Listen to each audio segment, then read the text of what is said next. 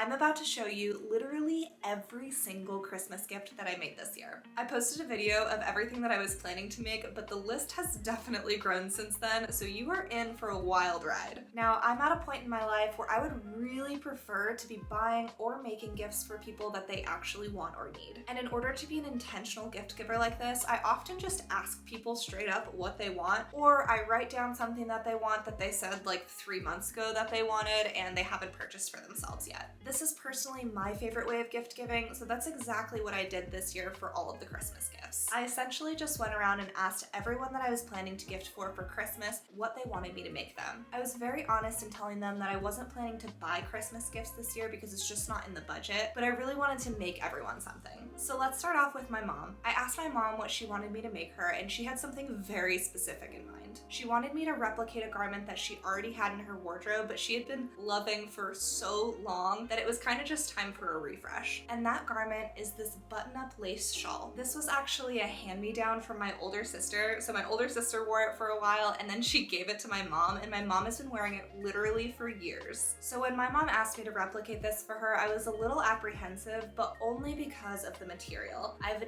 never before made an entire garment out of this lace type material. I had that same feeling that I get when I think about making lingerie. Lingerie is a really scary endeavor, and even though it's just a tiny garment, it's specifically scary because of the material. But I also knew that I had the skills and the tools to make this garment for my mom, so I was very excited for the challenge, and I'm so glad that I said yes. This is the garment that I made, and it honestly came out so nice. It has all of the traditional details of a button-up shirt minus the sleeves, and honestly, it was way easier than I anticipated. I self-drafted the pattern, which essentially just meant taking the garment, putting it on a piece of paper, and tracing it out, and then I constructed it all the way through with total ease until the very end when it was time to put on the buttons. I was pretty apprehensive about making a buttonhole on this kind of material, but it worked out really well. I decided to use a tearaway stabilizer that I put on the bottom side of the buttonhole when I was making it, and it was perfect. I made a YouTube short on how to do this, and I'll link it for your reference. Now let's move on to item number 2 for my mom, and that is a kitchen apron. When my mom originally asked me to make the lace button up, she could tell that I was a little apprehensive about it, and she was like, if that's gonna be too much work, I totally get it. I would also be really interested in a kitchen apron. So of course, I took on the challenge and made both of them. She's definitely not expecting both of these, so I'm really excited to give them to her. This is the apron that I ended up making. I self-drafted the pattern, and it's not a standard apron. It has a crisscross back, and basically it's just one big piece of fabric that attaches at the shoulders and then is fully finished with bias tape. It's a relatively simple sew, although I did make my own bias tape, and Lord knows that takes a super long time, so I probably put about a full day of work into this garment. I also made a full tutorial for this one, so I'll have it linked on the screen for you if you're interested. I'm still deciding on whether or not I want to add pockets to this apron. I know that traditionally aprons have pockets, but I'm not really sure the functionality of them. Some of you commented that they are functional and that you use them, but I've personally never used them, and I'm a little apprehensive to add a detail that isn't super functional. So anyways, I'm still deciding on whether or not this one's gonna get pockets, but other than that, it's finished. Now the last thing for my mom was a simple mending project. She had this pair of pants that she absolutely loves to wear, but the buttons fell off, and she's literally been wearing it without buttons. That just goes to show how much my mom loves and wears her clothes. But anyways, I took the pants out of her closet, I added some buttons this morning, and it was super easy. And now they are as good as new.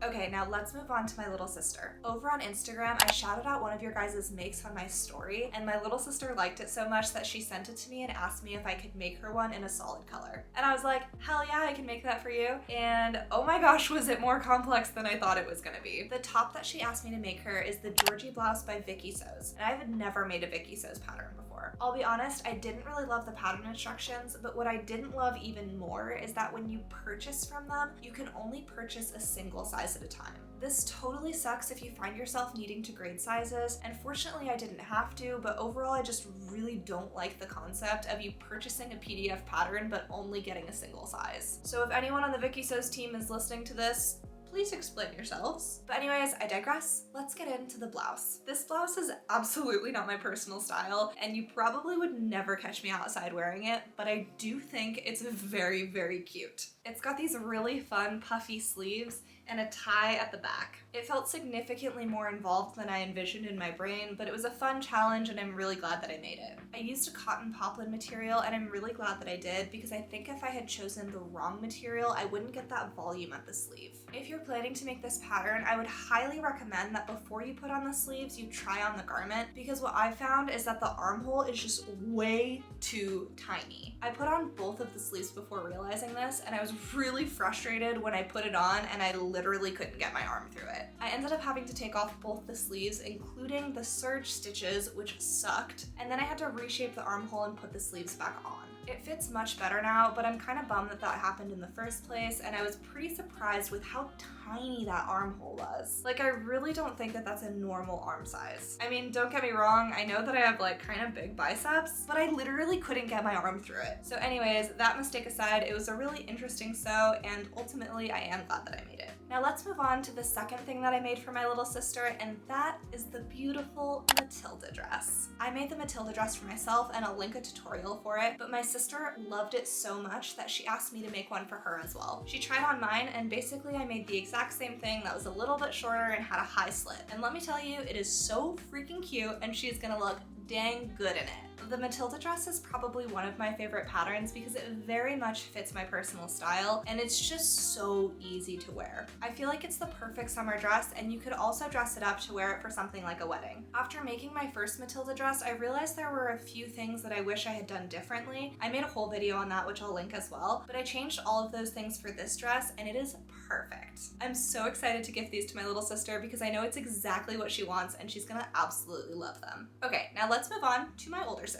So recently my older sister DM'd me a video on Instagram saying that she loved this girl's outfit and that she wanted the look, and I was like, girl, I can make that look. So I picked one of those items to make, and that is a simple mini skirt. I chose to make a pattern by Kiana Bonolo, and it's the first pattern that I've ever made by her, and oh my gosh, it is amazing. I was a bit apprehensive when choosing a pattern because I needed to make sure that it was gonna fit properly, and obviously a mini skirt is really fitted, so if it doesn't fit properly, it's not gonna look good. But overall, I'm super happy with the fit of this garment. Fortunately, my older sister and I pretty much have the same proportions, so I know that if it fits me, it's probably also gonna fit her. It was a really fast sew and I'm definitely gonna be making one for myself in the future. The pattern is designed with 2 slits, but I only chose to do 1 slit because that's my personal preference and I think that my sister's gonna like that more than 2 slits. But overall, it's a really great pattern and I would highly recommend it. Okay, on to the next thing that I made for my sister, and that is the ZW Wave by Baguettes. The pattern designer Carly makes all zero waist patterns and they're honestly all so cool. She has this signature wave design that she does and I feel like it just elevates the items. I originally made this bag for myself, but honestly I haven't gotten any wear out of it. There's something about taking out all of the contents of the bag that I normally use and moving it to another bag that just doesn't seem super appealing to me. So while I really love this bag, it hasn't gotten any use and I've decided to re-gift it to my sister. It has this nice magnetic closure and then I also put a zipper on the inside.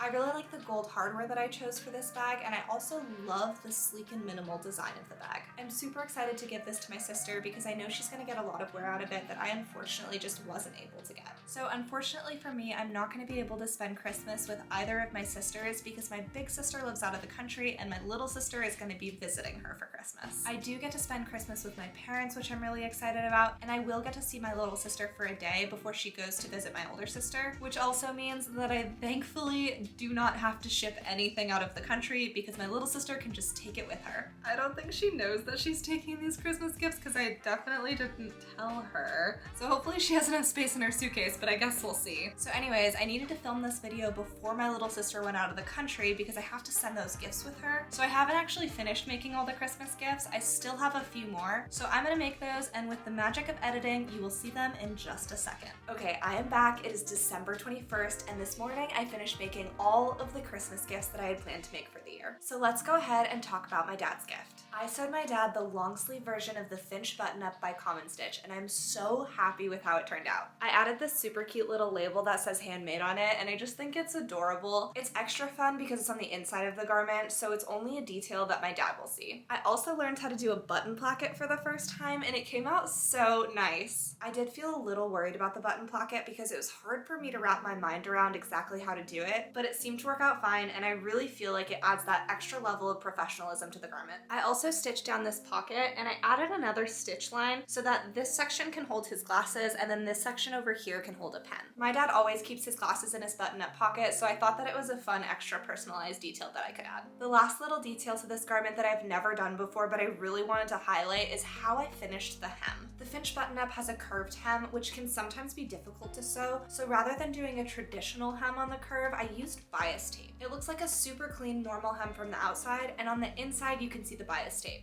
Honestly, I think it looks super professional and it was so easy to do. I normally hate hemming a curved edge, but using the bias tape was so easy that I will always be doing this moving forward. Okay, now let's move on to my partner. I also made my partner the Finch button-up, except for this one, I made a short sleeve version and I did not add a pocket. I know that when my partner wears his button-ups, he never uses the pocket, so like I said earlier, I don't like to add details to garments that aren't particularly functional. So I just chose to completely omit it. This button-up came out so nice, and I'm very excited to gift it. I also added a super cute label in this one, and while it might not be PG-13, it is perfect for my partner. For this button-up, I also chose to do a bias binding on the curved hem, and it was amazing. I'm also really happy with the floral fabric that I chose for this button-up, and if you're interested in the fabric that I used for either of those button-ups, they are both from Joann's in their cotton section. The cotton feels really crisp and it doesn't wrinkle easily, so it's perfect for a nice button-up. Okay, and last but not least, we have the gifts that I made for my partner's parents. His mom actually watches my YouTube channel, and she watched the 25 gifts that you can sew for Christmas video, and right after she watched it, she texted me to ask me if I could make her silk pillowcases. Of course I said yes, and I made her pillowcases in tan silk and in black silk. She also wanted a pair in sage silk, but I unfortunately just couldn't figure out where to source that fabric. This silk is so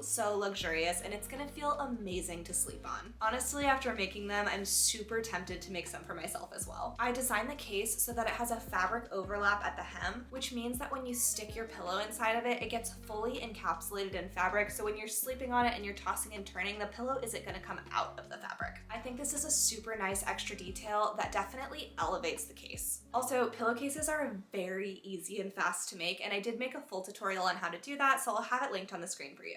Now that's it for all of the gifts that I sewed for Christmas this year, and while I did have a super fun time making them, it was very time consuming. I've basically spent a month straight working on Christmas gifts, and honestly the only reason that I can do that is that I'm working full-time on this YouTube channel right now. If I was working a standard 40-hour-a-week job, this would not have been possible in a month's time frame. So please don't compare your situation to mine or anyone else's for that matter. We are all on a different journey, and I'm just here to share my journey and to help inspire you so that you can make beautiful garments. My overall goal with this channel is really just to make sewing more accessible for you, which is why I have tons of tutorials on my channel. So if that's the kind of content that you're interested in, don't forget to subscribe, and I will see you in the next one.